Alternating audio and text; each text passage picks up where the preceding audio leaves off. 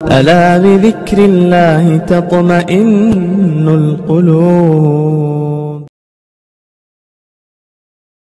میرے بھائیوں اور بزرگوں، ہم بچپن سے سنتے آئے ہیں اور جب تک زندہ رہیں گے سنتے رہیں گے، اور جب جنت میں چلے جائیں گے تو انشاءاللہ تعالی وہاں بھی اللہ رب العزت کی فضیلت اور اس کے مقام اور اس کی بزرگی کے ساتھ ساتھ نبی اکرم صلی اللہ علیہ وسلم کی فضیلت بھی ہمارے سامنے آتی رہیں گی۔ لیکن اس فضیلت کے آنے سے اور سننے سے ہمیں کیا فائدہ؟ ہمیں اس پر غور کرنا ہے کہ ساری دنیا کا مسلمان دن اور رات پانچوں وقت کی آذان میں اللہ اکبر، اشہد ان لا الہ الا اللہ، اشہد ان محمد رسول اللہ سنتا ہے، لیکن اس کے باوجود نبی کریم صلی اللہ علیہ وسلم کی اتباع سے یہ امت خالی، جہاں ایک طرف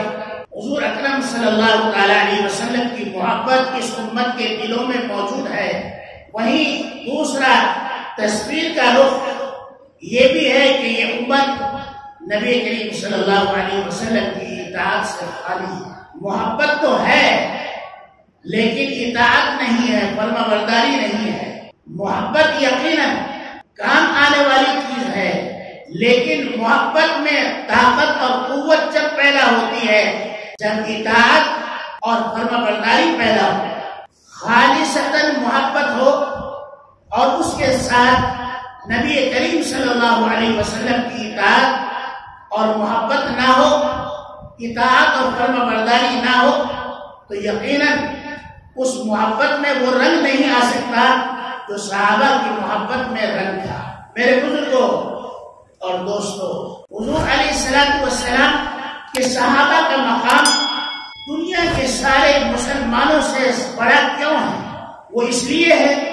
کہ انہوں نے حضور علیہ السلام کی 100 سنتوں میں سے ایک سنت کو بھی ضائع نہیں کی، اور آج ہم 100 سنتوں میں سے 2-4 سنتوں کو بھی صحیح طور سے ادا نہیں کر پائے۔ یہ وہ شوق اور کمزوری ہے اس امت کی جس نے اس میں میلان پیدا کر دیا، پسماندگی پیدا کر دی، اور اس کے اندر بزدلی پیدا کر دی، اور اس کے اندر غیر اقوام کا خوف اور ڈر پیدا ہو۔ میرے اور آپ کے آقا کا فرمان ہے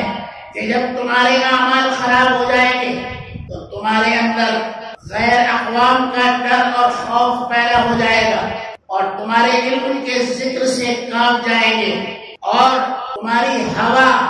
یعنی تمہارا بھرم نکل جائے گا، اور تم گھاس اور پھوس کی مانند ہو جاؤ گے۔ تم ایسے ہو جاؤ گے جیسے سمندر میں جھاگ ہوتے ہیں، کف ہوتے ہیں، سمندر میں کچرا بہتا ہے، اس کچرے کی مثال کی طرح تم ہو جاؤ گے کہ تم باوجود اتنی کثیر تعداد کے تمہاری کوئی قدر و منزلت نہیں ہوگی۔ میرے بھائیوں اور بزرگوں، یہی وہ زمانہ ہے جس زمانے کی طرف میرے اور آپ کے آقا نے ارشاد فرمایا، مجھے اور آپ کو نہ صرف انفرادی طور پر بلکہ اجتماعی طور پر گھر گھر کے لوگوں کو مل جل کر اپنے ایمان کو اس طرح سے مضبوط بنانا ہے جس طرح سے قرون اولیٰ میں مسلمانوں کے ایمان مضبوط تھے۔